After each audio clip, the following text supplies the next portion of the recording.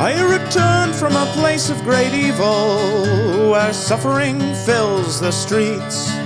The gilded few live sheltered lives while chewing on succulent meats.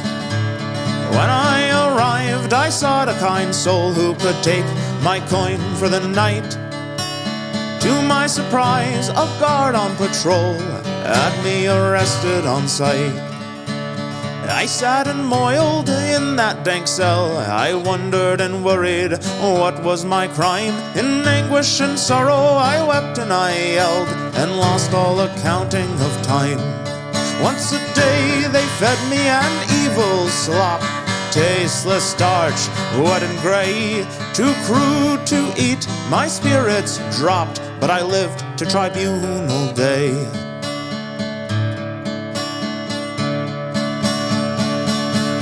I was led into a great chiseled dome. Judges in cloaks eyed my poor robes, said I could not do my business alone. I had to find lodging with someone I know. But I am a traveler, I had to cry. I know no soul who lives in this place. The judge looked up to catch my green eyes and silence my wails with a cast of his face. I slunk out to the marketplace. A captain looked up as if he well knew my previous tortures showed in my face. If I didn't want more, I should vacate his view.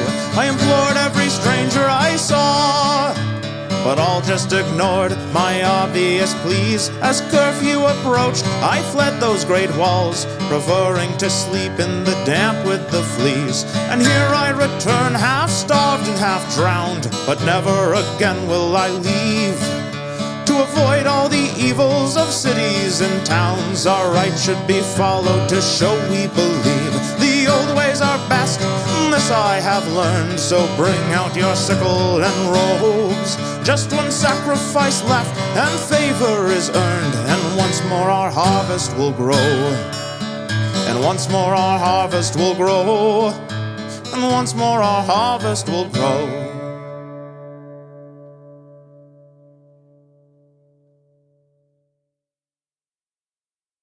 Thalus the Piper, with homestead behind him, scratched at the horns that grew from his head, put hoof to the soil to travel and toil, deep into country where towns to paint red. And he rolled down the road at a good steady pace, to escape from the worries he'd left in that place, where piping caused fighting in mixed company, and a sensitive bard, not a hoplite was he. So head to the tavern and strum your cathar, for Thalus the Piper has come from afar, to put each of us properly under the bar. A carouser quite fit to be written in stars. From outside the islands come many strange guests, that a king or a lord may need to be set. Hospitality dictates we must show respect, and music and drinking are only correct. Ladies whose properties started great wars might come for a holiday, fleeing such bores, so they might need an escort free from our moors. A talented piper our court must implore, so head to the theater and bring your cathar, for Thalus the Piper has come from afar, to put even this diplomat under the bar. A carousal, I'm sure, to be written in stars, up from the sea or in caverns below, older than legend, lost terrors grow, up to Olympus where the sacred we know deserve at the least a good piping show. True heroes adventure like furies obsessed, never to settle, to give up and rest, though keen enough bronze can solve many quests, for Titan straight fighting might not be the best. So head to Olympus, we need your cathar, for Thalus the Piper has come from afar, to put even the Titans under the bar. A carousing that fate would see written in stars. Head to Olympus, we need your cathar, Thalus the Piper has come from afar, to put even the Titans under the bar. A carousing that fate will see written in stars.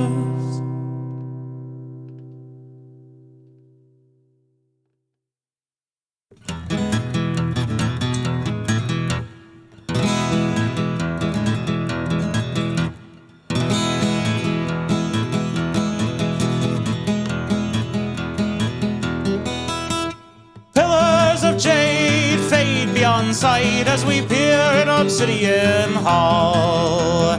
Fragments of refuse, chalky and white, surround the strewn bones by the sacrifice wall. Runes from a time too old to be known are carved in the green malachite. They showed the first seeds Gaia gave to be sown to bestial progenitors in primeval light.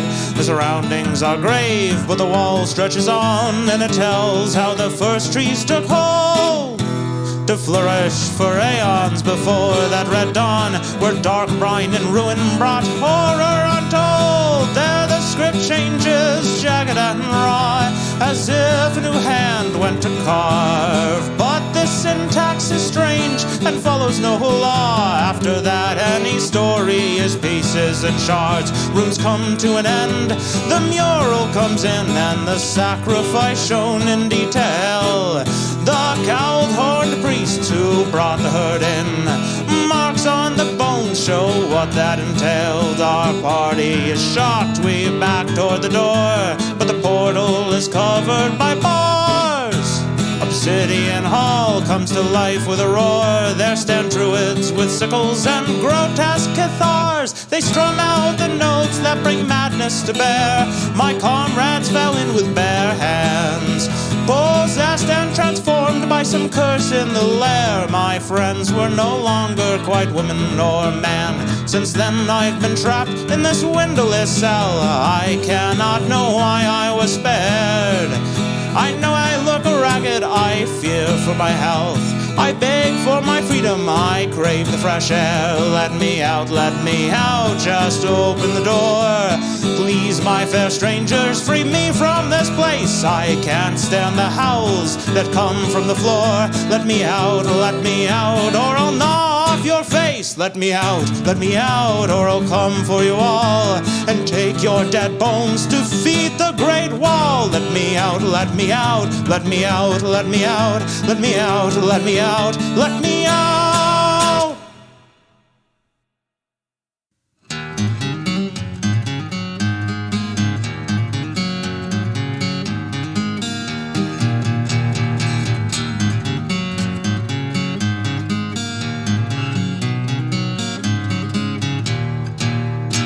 The great skelly beast stood and he faced the waters that burst from the dam.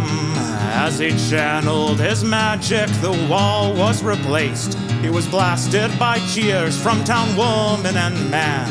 And we gathered to thank the great sky for its gifts, for this guardian solid and strong, rather than graves for our drowned goats and kids. Our warden, he rose to protect us from wrong. He roamed far and wide with a party of legend. Many were saved, but his friends had to pay. He put sorrow aside and instead tried to mend. He looked for a village who had need of his ways. Any hole could be plugged with a stout enough cork. Any dike could be mended and smoothed. He'd help mighty and rich or the impoverished short.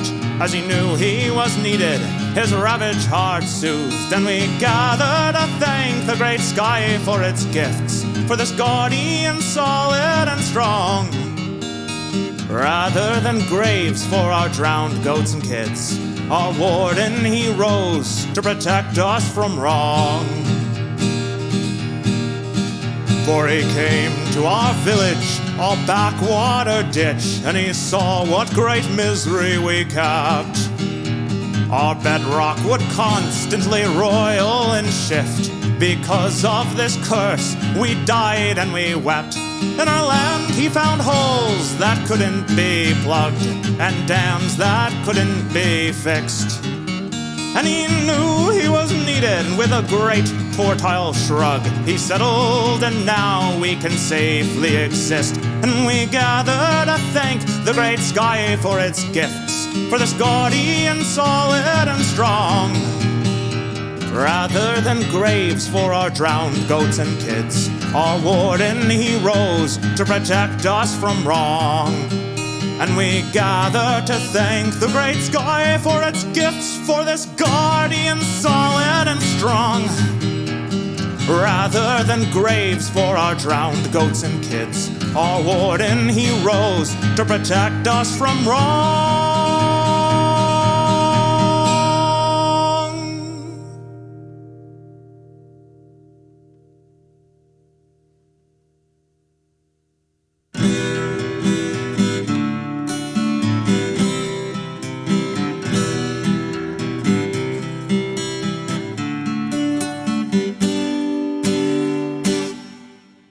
Gather, good people, the young and the old, to hear of a traveler daring and bold. He served in the wars in a great naval fleet, with cudgel and girdle and wings on his feet. They say he was born of a god or a nymph, left as a babe on a pedestal's plinth. Only the blessed had such speed and such skill, and never was seen a boy with more will. Centaur and harpy cower in fear as our hero draws near. Foes ready their spears, but he runs in with haste, and they look on his face and see that his spirit is marked by the fates. If he comes by a cyclops, furious and red, who threatens to crush his bones into bread, our hero relies on the shape of his brain and attempts every parting with minimal pain. He knows in the past these giants were tricked, robbed of their flocks, blinded with sticks. He thinks for the grace of the gods stumble I, so even to monsters he's humble and kind. Centaur and harpy cower in fear as our hero draws near. Foes ready their spears, but he runs in with haste, and they look on his face and see that his spirit is marked by the fates. When the boy became man, with chest toned and broad, he crafted a plan to find goddess or god that left him alone with such spirit and need. He beseeched the blind poet and followed each lead. So he came to the briny caves close to the sea, and saw who had spawned his divine destiny. A 20-limbed kraken with human-like hands. Though he buckled in horror, he'd soon understand. Centaur and harpy cower in fear as our hero draws near. Foes ready their spears, but he runs in with haste, and they look on his face and see that his spirit is marked by the fates. His sire or dame, he wasn't quite sure, pointed him to a shallow pool carved in the floor, and he saw as he peered in that burbling ooze, the truth of his birth was no longer confused, and he knew that he must learn and come back and teach each of his siblings, whether tadpole or leech. And he knew why he feared not what old laws forbid. Things are less fearful when your mother's a squid. Squid.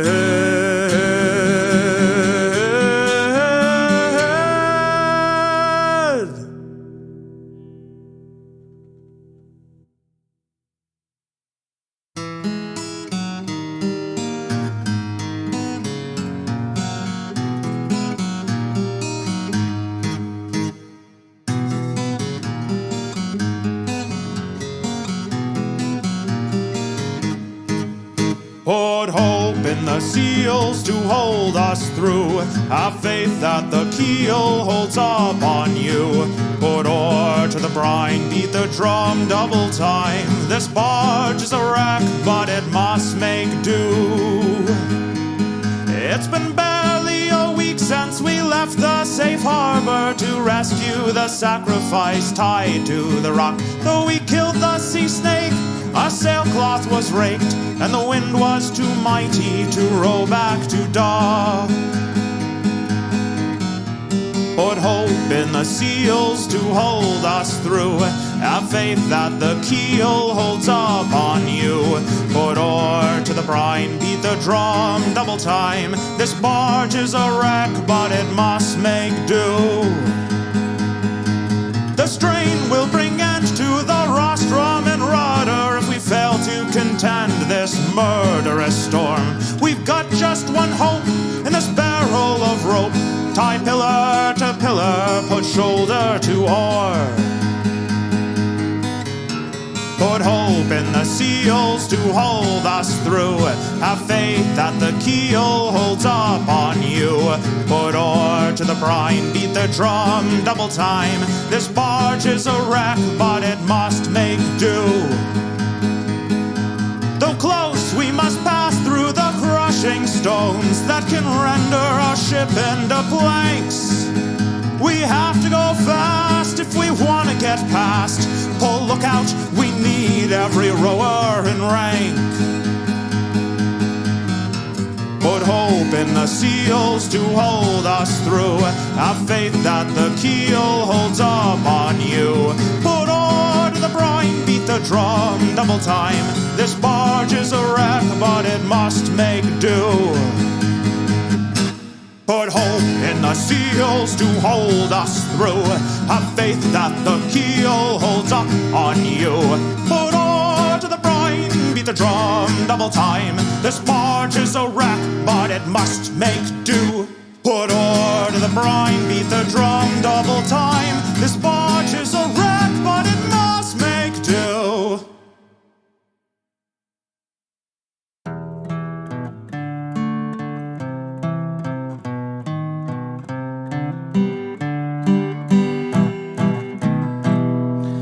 In a city of cowards, a shady man waits. Ladies in powder selling off dates. Sweet fruit for the harvest at excellent rates. A man from the mountains looking for gold. A plan hashed by the fountain for treasures of old. Artifacts for the harvest by adventurers bold. Head to the bay where privateers rest, a captain to challenge in combat and best, and a crew that wants more than just gold in a chest. And these men have an excellent plan to ascend the dead hills where the steppe nomads dance, and portend what they will from their drug-induced trance. Protect innocents captured to finish a plan by a sinister man who works so he can talk to gods, never dying, but dreaming and scheming and trying to bring dust to the land. Run rugged, give all, there's lives on the line. Roads flooded, give stall, but they strive through the brine. A pursuit to the tower, arriving on time. A road madman stands, dagger in hand, but cannot withstand the mountainous man from the mountains who landed and ended the plans to bring old gods and chaos, turn castles to sand. They returned and commanded the gates to be sealed. Renew the old deals, give the world time to heal. Keep the gates locked and maintain the zeal, for a world still in shock is an excellent meal. For chaos and madness which must be repealed by trial and error and belief in the real.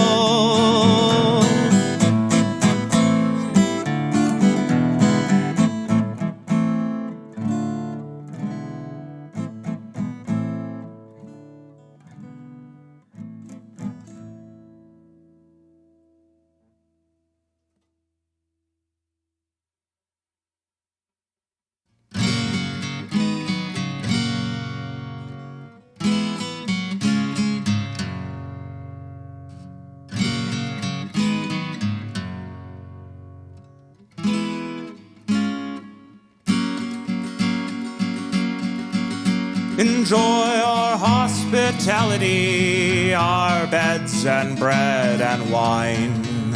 To sleep and heal, our warmth to feel and worship our divine. Welcome here, my traveler, through rain or hazing sun. To work or trade our fields or stalls and feast when evening comes.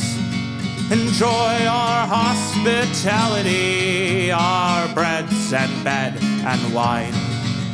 To feel at home, although you roam, is the gift of our divine. The roads are paved and safe to walk, guarded day and night. Scripts are saved to be read or taught, to know is its own delight. Enjoy our hospitality, our wine and breads and beds. Though you may leave, you'll always for the life you could have here instead. Our walls are strong, our laws are fair, and they show us how to live. We all belong in each other's care, with just one life to give. Enjoy our hospitality, our sacramental wine. After one more night in the dead moon's light, you'll be born again divine.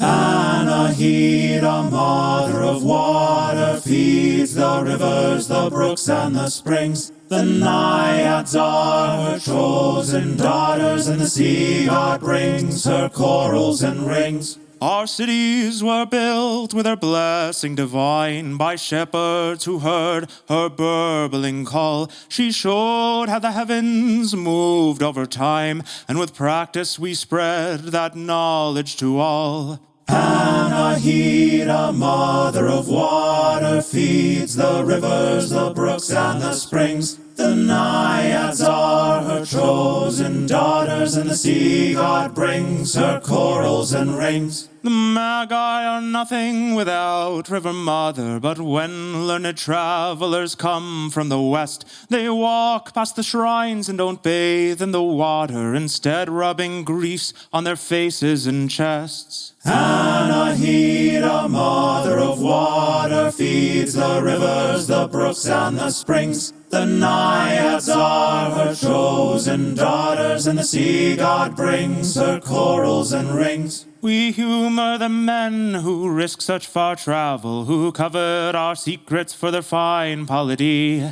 Cities where women are locked up like cattle, and most of the men live in bare poverty.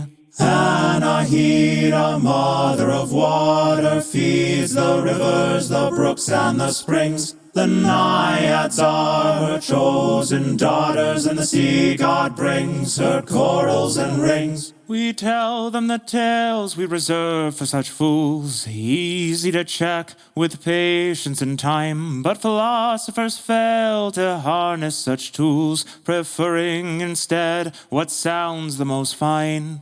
Anahita, mother of water, feeds the rivers, the brooks, and the springs. The naiads are her chosen daughters, and the sea god brings her corals and rings. But you, my friend, are not such a stranger. You've heeded her call with clear heart and mind. Dive in the pool, push past the danger, and you'll share in peace as only we find. Anahita, mother of water, feeds the rivers, the brooks, and the springs. The naiads are her chosen daughters, and the sea god brings her corals and rings. Anahita, mother of water, feeds the rivers, the brooks, and the springs. The naiads are her chosen daughters, and the sea god brings her corals and rings.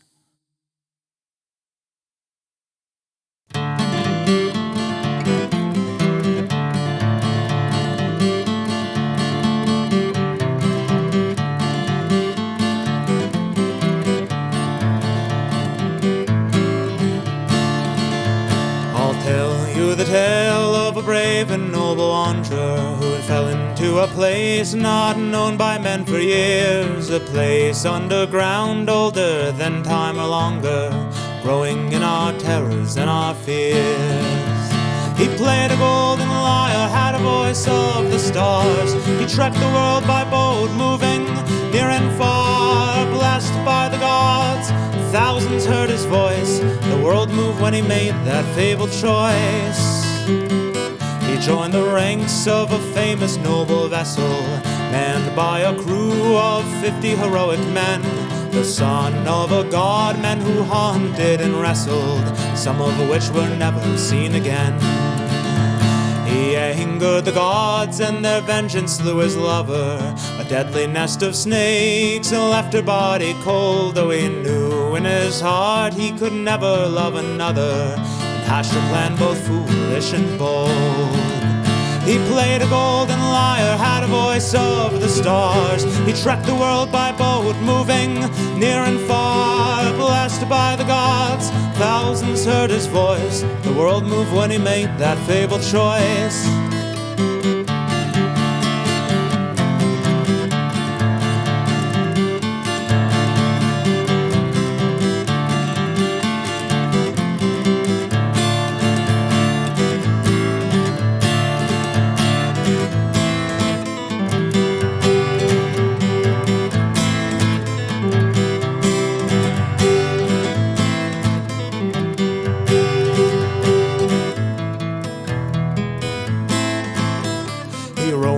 For years, looking for the entrance that would take him to the darkness under the earth, braving deadly perils and a guardian immense to prove to the king and queen his worth. He moved their frozen hearts with his beautiful song. They granted him to leave with his lover and wife if he didn't look behind as he traveled along. They would restore her soul and her life.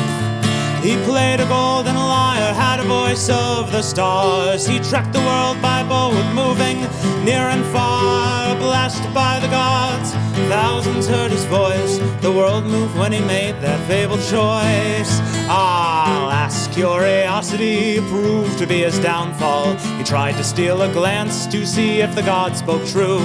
She disappeared in seconds with a sorrowed, haunting call, just as the earth's green meadows were in view.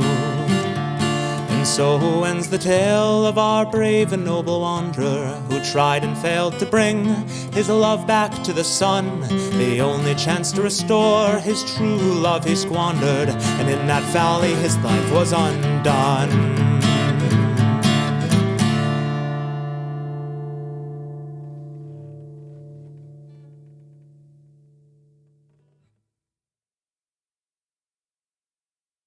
Historicus stood and looked at his work, volumes of all of the lore on the earth, a lifetime of labor for his hoplites and serfs, all the servants and scribes his vast treasures could feed.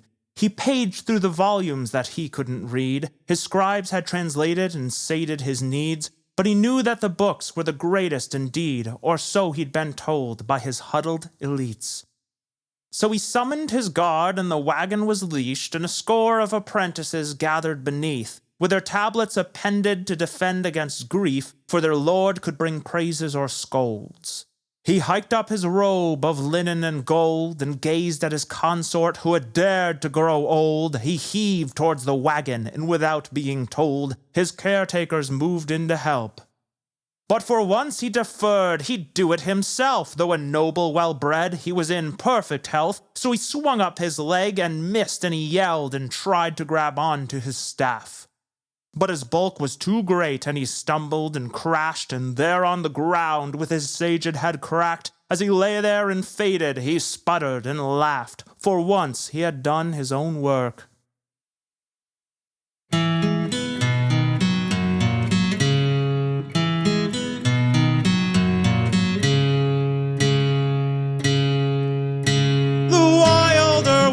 Came down from the hills and camped in the pond that sits mirror still.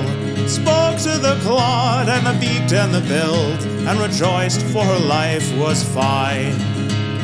Out from the city came a sensual man, sent out from the temple to act on a plan. The queen of the city took with forceful hands any she wanted to share of her wine. So the harlot he stopped and drank from the pool. His throat clicked and locked to feel the barb cruel. The wilder woman held out to his neck, but he won out her mercy and asked her direct. Lie with me, woman, and put down your spear. Let me take your sorrows and heartbreak and fears. Take of my spirit, take all that you need. My body is here to follow your lead.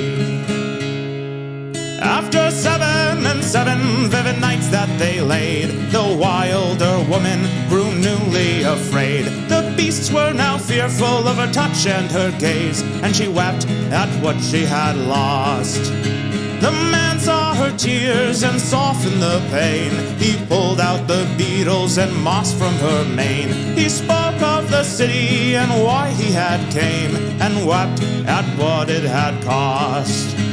So through 2 more weeks they mingled and talked, wore breeds into sandals with smooth river rocks, tanned hide of a lion for girdle and cape, and walked close together to the great gates. Come out, great queen, and fight a true foe. Don't pilfer the husbands of your women folk. I lost to you humans my tie to the land, so come out, dear monarch, and die by my hand. And out came the queen, in a battle they clashed. 10 seasons they grappled and throttled and lashed. While they struggled, the city trained enforcers unmatched. By the time they collapsed, the queen was dethroned. After waking, both realized just what they had gained.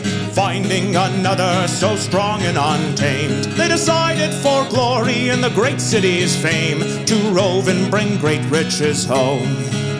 And they went on their journey, now etched in the stars. The harlot was mournful and wandered afar, and though his adventures are less widely known, he would tell of his lover wherever he roamed. She came from the mountain and sang like the birds, a song of such beauty few mortals have heard. Though our cities will grow to height yet unseen, I mourn for the wilderness robbed of its queen.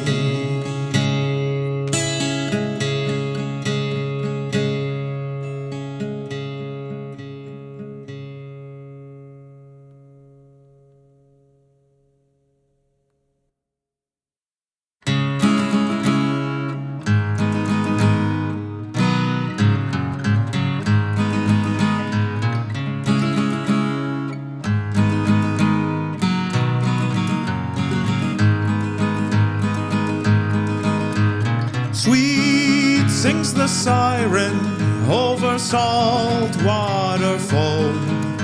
The sailors who took me so far from my home are raving and screaming and clawing their ears, trying to block out the song that they hear. Though I hear the singing, ringing and clear, my heart is not captured by longing or fear. I wait for my jailer to rush to the fray with the singers as cover. I steal away, though late in the night, without the sun's rays. I hurry my flight while my captors are dazed. But enough of the stars peek through the veil, and I follow with ease the Milky Way's trail.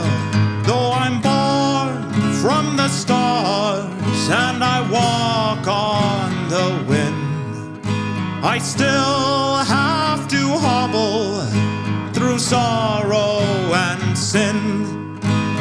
Creatures and vagabonds swarm for my light, to keep like a jewel to warm them at night.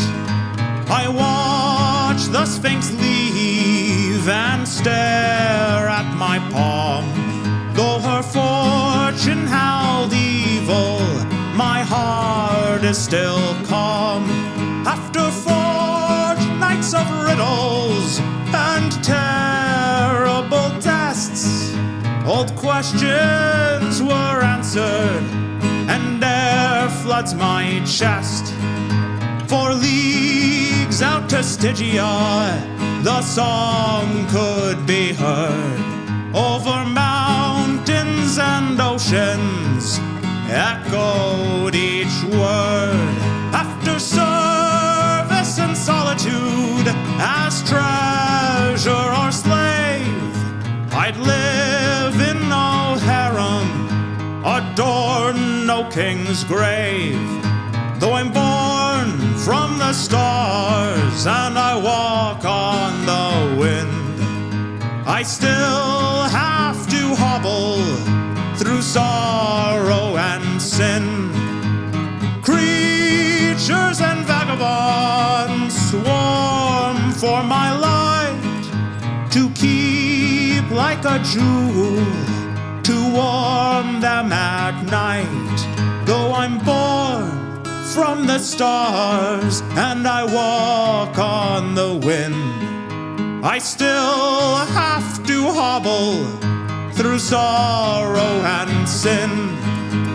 Creatures and vagabonds swarm for my light, to keep like a jewel, to warm them at night.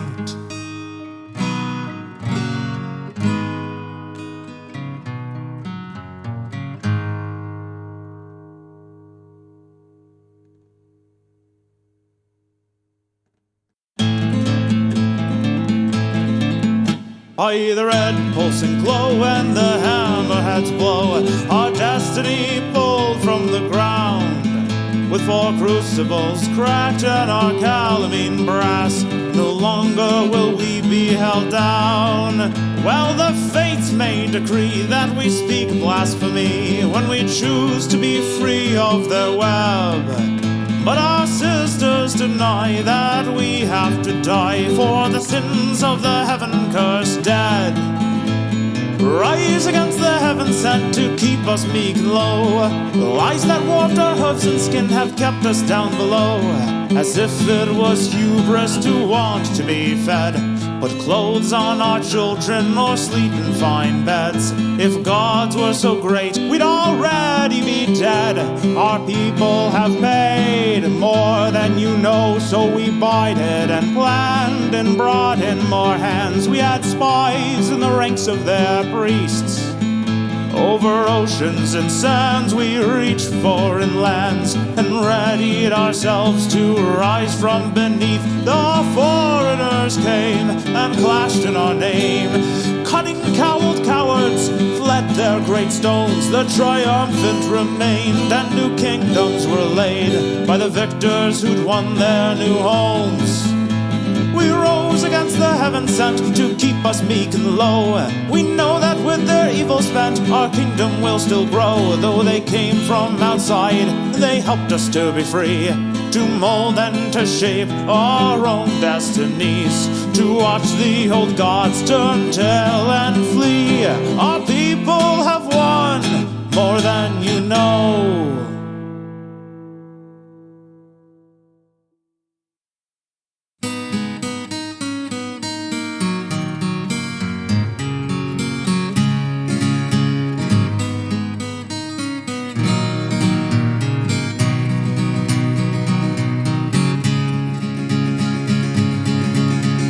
Thundering chariots bound down the track, necks are all craned to leer at the race. A poor urchin girl selling fruit from a sack. A spectator reads, the juice smears his face.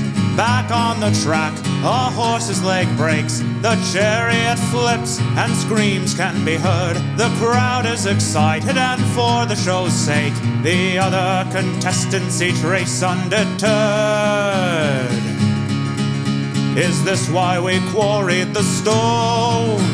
To build massive temples to our new divine. The keystones were laid by people alone. No creatures but us built this great chiseled shrine.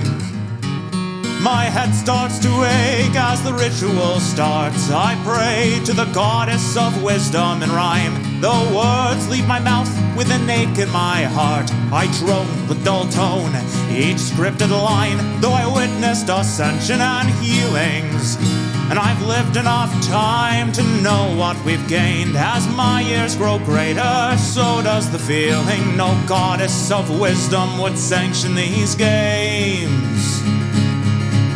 Is this why the old theaters fell?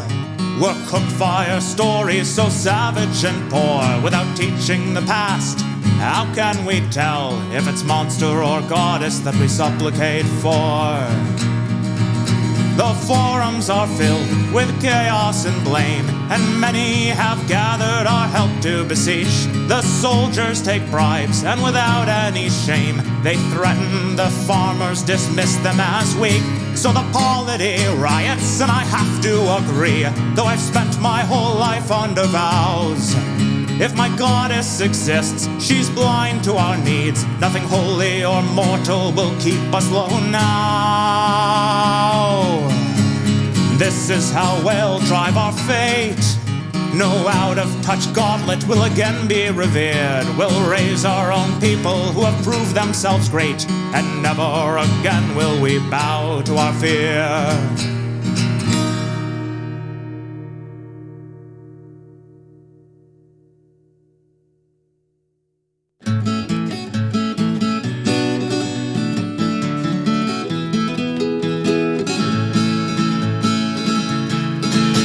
He shucked the shell from the mussel, gobbled the meats and smiled and thought of the tubers and greens he had rustled to roast up with beets and steep in a sauce. For days he had wandered and wondered, pondered and plundered larders for lard, but he pondered too hard and hungered again, and so he restarted his feast without end.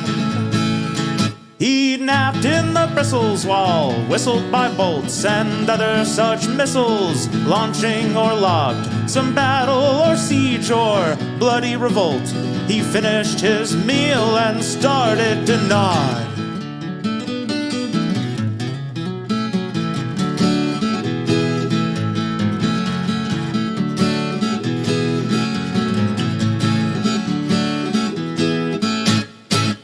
After so brief a nap of hardly a day, he awoke in a red battlefield.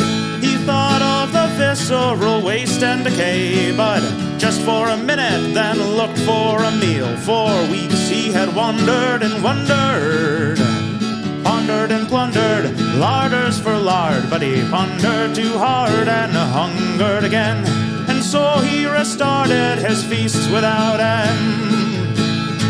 Well, something had always confused him.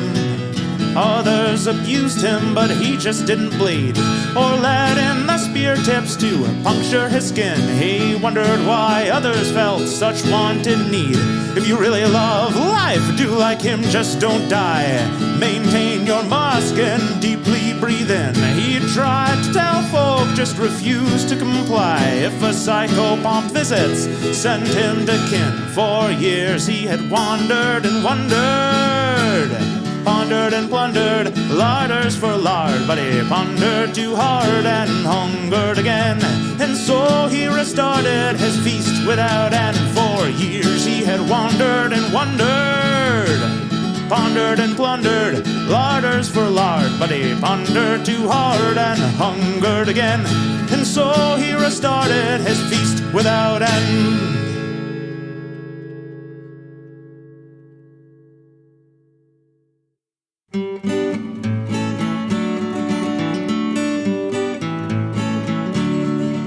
Like a river we flow, and like barley we grow, to reach for the light of the sun. By the burbling brook and the oaths that we took to unite and face shadows as one. When I saw you at first, I took no special heed as you led in the flock from the hills. But when tragedy struck and you rose to our needs, my murmuring heart pushed my faltering will. Like the mountains we stand and like titans we plan to push against dire designs. Amidst blossoms of gold with our futures untold, we merge and mix water and wine. As we raised up our children and guarded the flocks, the tribes of the Iron Man swelled. By truncheon or pike, by arrow or rock, one by one we were pushed towards hell. Like the great winds we howl and we rake like the owl who terrifies creatures that creep. If we die in our flight, at least we gave fight and refused to go softly to sleep. But the man-creatures ran and we breathed with relief, though steep was the price that we paid. Filly and full were screaming in grief, 10 score were the gravestones we laid. Like a river we flow and like barley we grow to reach for the light of the sun. By the burbling brook and the oaths that we took to unite and face shadows as one. Like the mountains we stand and like titans we plan to push against dire designs. Amidst blossoms of gold with our futures untold, we merge and mix water and wine.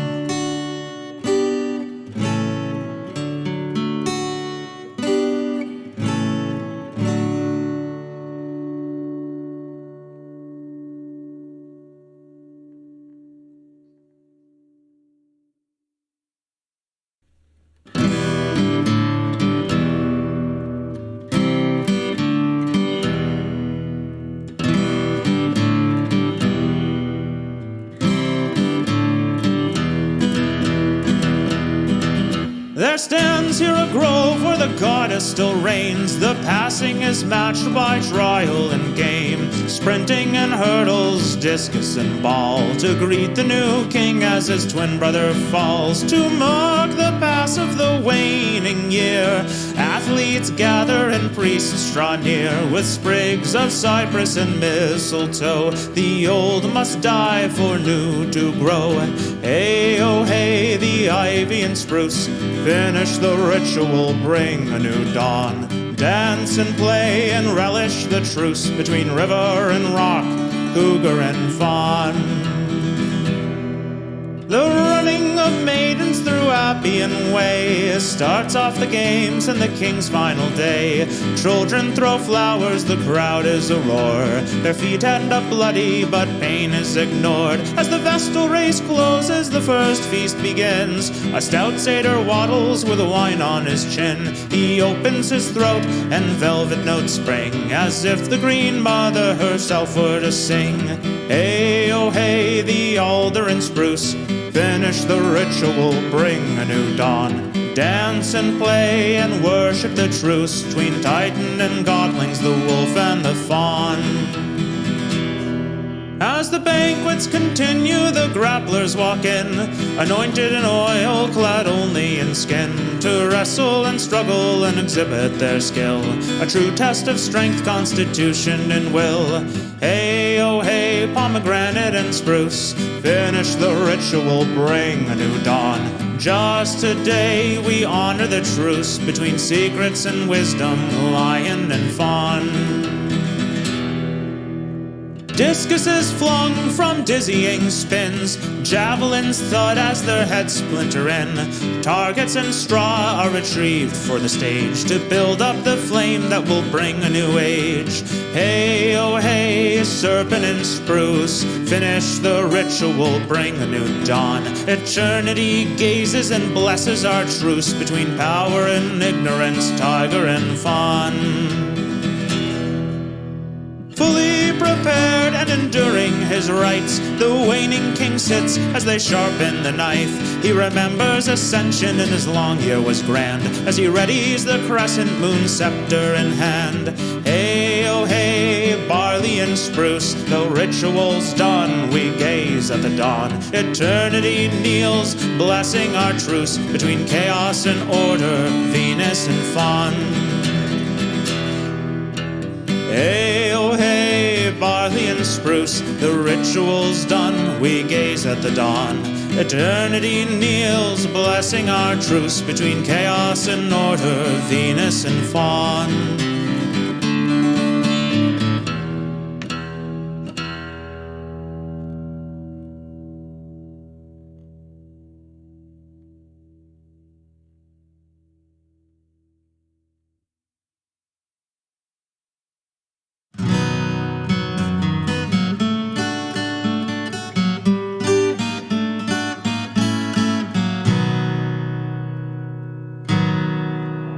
I went to the mountain where the maiden sits with her bow.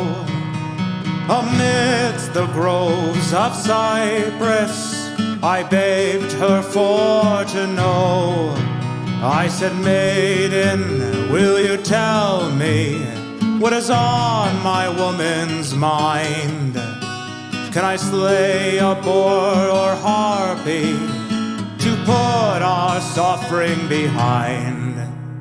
She laughed and left me standing, wondering what I could have said, and to my shame demanding, I hung my weeping head. I went to the mountain where the mother sat and wove, with kids cooing and crying, and a pot hot on the stove. I said, Mother, can you tell me why my woman scorns me so? Can I bring her a fleece or a flying steed, so that she'll let me know? She smiled and turned to her children, calling each of them to heel.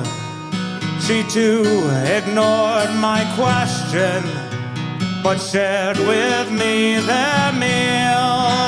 I went to the mountain to beseech the grizzled crone, who sits with snakes and mushrooms in a gray old shack alone. I said, crone, can you tell me why my woman shames me so? Though I speak clear and loud, I feel shamed and not proud. I'd kill Titan or Hydra to know. She cackled and then said to me, in words so clear and sharp, did you try asking directly before this journey